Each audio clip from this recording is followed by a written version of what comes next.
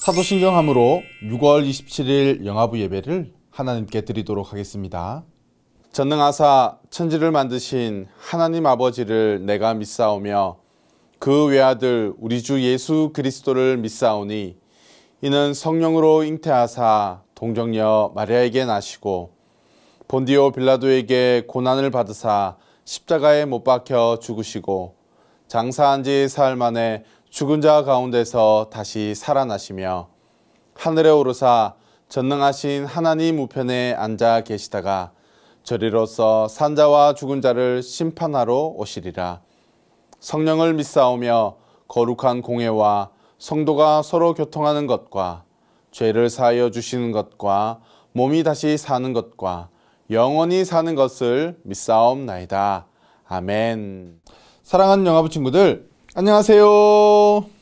지난 한 주간도 잘 지냈나요? 오늘도 온라인으로 영화부 예배를 드리는 우리 친구들과 부모님들을 예수님의 이름으로 환영하고 축복합니다. 지난주 목사님은 깜짝 놀랄 만한 소식을 들었어요. 중국이라는 나라에서 우리와 함께 영화부 예배를 드리는 친구가 있다는 이야기예요. 오늘 소개하는 이 친구의 이름은 이성경 친구예요. 비록 중국에 있지만 늘 영상으로 영화부 예배를 드리고 있답니다.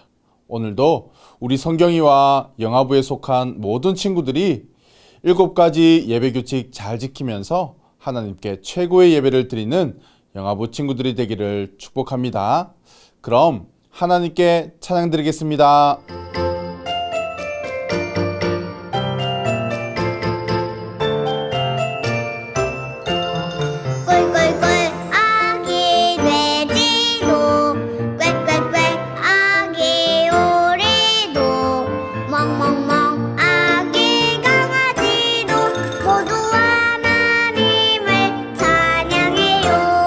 콩콩콩 엄마랑 나도 짝짝짝 아빠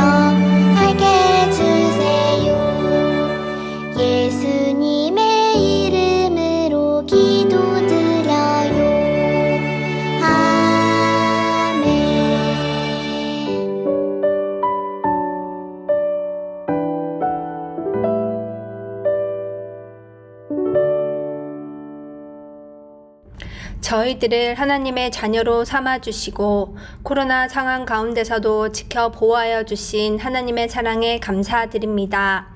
어려운 상황이 이어지고 있지만 특별히 현장 예배가 지속적으로 드려질 수 있게 해주심에 감사드립니다. 정체되어 있는 듯한 일상의 시간 속에 하나님께 드려야 할 시간들을 건져 올려 하나님과의 관계에서 한층 더 깊고 성숙한 신앙인으로 거듭나는 시간들이 되게 해주세요. 하나님의 은혜로 어제 영화부 여름 성경 예배를 잘 마치게 해주심을 감사합니다. 이미 주신 은혜를 감사하며 하반기에 영화부 안에 일하실 하나님을 기대함으로 나아갑니다. 영화부에 부흥을 허락해 주시고 기도원의 300용사와 같은 가정들을 허락해 주세요. 말씀을 준비하신 권두건 목사님은 성령님 사로잡아 주시고 선포되는 말씀을 통해 하나님의 뜻만 드러나게 해주세요. 오늘 현장과 온라인에서 드려질 예배 위에 성령 하나님의 은혜를 구합니다. 각 예배의 현장 가운데 성령님 자정하여 주시고 각 사람의 마음을 다스려 주셔서 우리가 처해 있는 위치에서 최고의 예배로 하나님께 영광 돌릴 수 있게 해주세요. 일평생 우리의 보호자가 되시며 피난처가 되시는 예수님의 이름으로 기도드립니다. 아멘. 오늘 함께 나눌 하나님의 말씀은 갈라디아서 5장 22절에서부터 26절까지의 말씀인데요. 22절과 23절 말씀을 함께 읽도록 하겠습니다. 오직 성령의 열매는 사랑과 희락과 화평과 오래 참음과 자비와 양선과 충성과 온유와 절제니 이 같은 것을 금지할 법이 없느니라. 아멘. 목사님을 따라합니다. 하나님은 항상 선하시고 늘 나와 함께 하십니다. 사랑하는 영화부 친구들, 오늘은 성령의 열매를 맺어요 라는 제목으로 말씀을 나누려고 해요. 6월달 영화부 말씀의 주제는 정체성이에요. 정체성이란 내가 어떤 사람인지 무엇을 하는 사람인지 아는 것을 정체성이라고 배웠어요. 지난 한 주 우리는 통일 선교 주간을 보내면서 북한에 있는 친구들을 위해 기도하는 시간을 가졌어요. 우리나라는 친구들이 경험해보지 못한 아픔과 상처가 있어요. 1950년 6월 25일 북한의 기습적인 남침으로 인해 우리나라는 북한과 전쟁을 하게 되었어요. 이 전쟁으로 인해 피해를 입은 사람은 셀 수도 없고 사랑하는 가족을 잃게 되고 헤어져야 하는 아픔을 당하게 되었답니다. 역사를 잊은 민족에게는 미래가 없다는 말이 있어요. 목사님은 비록 아픈 역사이지만 우리 친구들이 잊지 않고 기억하길 바라요. 그리고 자라면 자라날수록 나라를 사랑하고 민족을 살리는 하나님의 사람들이 되기를 축복합니다. 오늘 말씀해 보니까 바울은 우리 모두가 성령의 열매를 맺는 삶을 살아야 한다고 말하고 있어요. 나무가 열매를 맺기 위해서는 우리가 땅에 씨앗을 심어야 하고 물도 주고 거름도 주고 햇빛도 있어야 해요. 그렇게 정성을 다해 씨앗을 돌보다 보면 시간이 지나 싹이 나고 꽃이 피고 마지막엔 비로소 열매가 주렁주렁 열리는 것처럼 우리의 마음에도 믿음의 씨앗을 심고 예수님을 따라 살아가면 믿음의 씨앗이 쑥쑥 자라나 성령의 열매를 맺을 수 있답니다. 예수님을 믿는 사람들에게 맺히는 열매가 바로 성령의 열매예요. 그렇다면 우리에게는 어떤 성령의 열매가 맺히게 될까요? 첫 번째 열매는 친구를 사랑하는 사랑의 열매가 맺혀요. 두 번째 열매는 기쁨과 즐거움이 가득한 희락의 열매가 맺힌답니다. 세 번째 열매는 친구들과 사이좋게 지내는 화평의 열매가 맺히고요.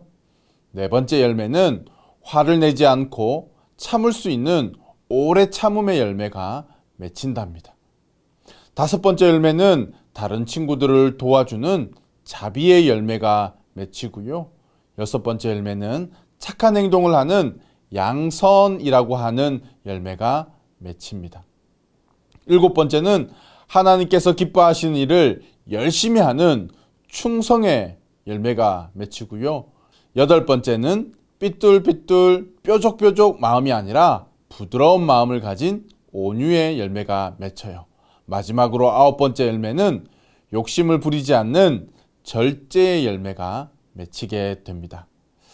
9가지 성령의 열매는 우리 눈에 보이지는 않지만 우리 친구들이 하나님의 말씀을 따라 예수님을 믿음으로 행동하면 멋진 성령의 열매가 마음속에 가득가득 맺히게 된답니다.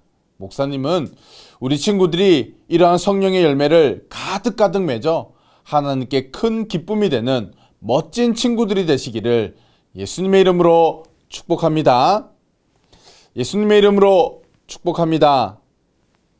아멘. 우리 부모님들과 함께 말씀을 나누도록 하겠습니다. 여러분, 그림에 나오는 이것은 무엇일까요? 이것은 라벨입니다. 라벨은 상품에 부착되어 있는 모든 표시를 의미합니다. 심리학 용어 중에 라벨 효과라는 것이 있습니다. 라벨 효과란 나 스스로 나는 괜찮은 사람이야, 나는 결단력이 있는 사람이야, 나는 우유부단한 사람이야 라는 라벨을 붙이거나 혹 누군가가 나에게 너는 성격이 나쁜 사람이다 라고 라벨을 붙여주면 자신도 모르게 그 라벨처럼 되어 간다는 것입니다. 생각의 힘이라는 책을 보면 생각이 바뀌면 인생이 바뀌게 되는 과정을 이렇게 적어 놓았습니다. 우리 다 같이 한번 읽어볼까요? 올바른 생각을 하게 되면 먼저 우리의 마음과 몸의 세포가 바뀐다. 바뀐 마음과 몸은 우리의 행동을 바꾸게 된다. 바뀐 행동은 우리의 현실을 바꾸게 되고 바뀐 현실은 결국에는 우리의 인생까지도 바뀌게 만드는 것이다. 여러분, 인간은 하루에 5만 가지 이상을 생각한다고 합니다. 그런데 그 생각들 중에 80% 이상이 어제 했던 바로 그 생각을 되풀이하는 것에 불과하다는 것입니다.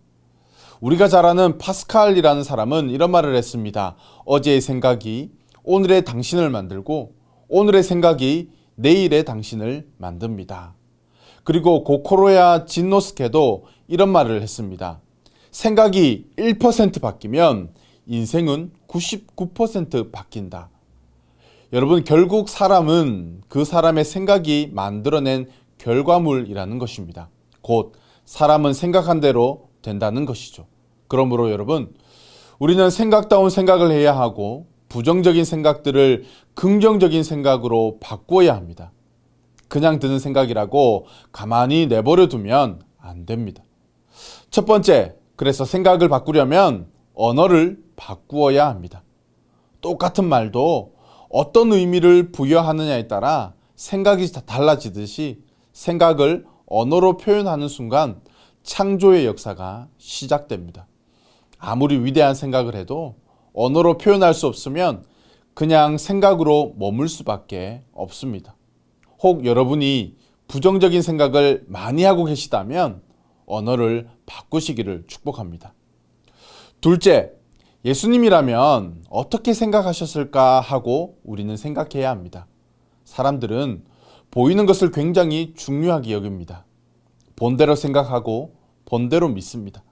우리는 실패한 자신의 모습을 보고 절망을 생각하지만 그러나 하나님께서는 그 절망 가운데에 희망을 생각하십니다. 하나님의 생각으로 생각하십시오. 어떤 일을 선택해야 하고 진행할 때 예수님이라면 어떻게 하셨을까 하고 우리는 생각해야 합니다. 바울은 마음을 다하고 목숨을 다하고 힘을 다하여 하나님을 사랑하고 이웃을 사랑하는 것이 그리스도인이 따라야 할 목표라면 이것을 할 수 있는 능력은 바로 성령을 통하여 주어진다고 말씀합니다. 그러므로 우리가 성령의 열매를 맺는 것이 중요합니다. 성령의 열매는 악하고 경건하지 못한 세상에서 그리스도인들을 분리하며 능력을 나타내고 일상생활 속에서 더욱 그리스도를 닮아가도록 도와주는 역할을 합니다. 이것이 바로 성령입니다. 성령의 열매는 우리의 노력을 통해서가 아닌 성령의 충만함을 통해 열매에 맺어갑니다. 열매를 보면 나무를 알 수 있다고 했습니다. 바울이 말하는 9가지 성령의 열매는 인간의 구원을 위해 기꺼이 자기 자신까지 버리신 예수님의 무조건적이고 자기 희생적인 사랑, 아가페 사랑입니다. 두 번째 열매는 우리를 향하신 하나님의 사랑을 전적으로 의지할 때 갖게 되는 기쁜 마음인 희락이며, 세 번째 열매는 하나님과의 관계를 회복함으로 영원하고 참된 평화의 상태인 화평입니다. 네 번째 열매는 하나님의 심판을 신뢰하며 평안한 마음으로 기다리는 오래 참음입니다. 다섯 번째 열매는 타인을 향해 인자하고 관대한 태도를 유지하는 자비이며, 여섯 번째 열매는 자비보다 더 적극적으로 선을 행하는 상태인 생활 속에서 선을 행하고 남에게 유익을 끼치는 양선입니다. 일곱 번째 열매는 하나님의 일을 맡은 자의 기본적인 도리인 충성이고요. 마음에서 우러나오는 정성을 말합니다. 여덟 번째 열매는 고통이나 억울함 속에서도 내면적으로 부드러운 심령을 견지하고 겸손히 참아내는 고상한 인격인 온유입니다. 마지막으로 아홉 번째 열매는 자기 자신을 다스리는 것을 뜻하는 절제입니다. 바울은 성령의 사람인가 육체의 사람인가를 열매를 통해 알 수 있다고 우리에게 가르쳐주고 있습니다. 저는 우리 영화부 가족들과 사랑하는 자녀들에게 성령의 9가지 열매들이 풍성하게 맺어지기를 축복합니다. 여러분, 세상에는 세 종류의 사람이 있다고 합니다. 첫 번째 사람은 있으나 마나한 사람, 두 번째 사람은 없었으면 좋겠다라고 생각하는 사람, 세 번째는 꼭 필요한 사람입니다. 우리 모두가 성령의 사람이 되어서 하나님의 기쁨이 되는 없어서는 안 될 꼭 필요한 사람들이 되기를 예수님의 이름으로 축복합니다. 예수님의 이름으로 축복합니다. 아멘. 오늘 들은 말씀을 생각하시면서 너는 시냇가에 심은 나무라 함께 찬양할 때에 우리 자녀들을 품에 꼭 안아주시고 마음껏 축복해 주시기 바랍니다. 오늘도 함께 예배 드릴 수 있어서 감사합니다. 다음 주 이 시간에 또 함께 모여 예배하겠습니다. 안녕히 계세요. 너는 시냇가에 심은 나무라 하나님의 사랑 안에 믿음 뿌리 내리고 주의 뜻대로 주의 뜻대로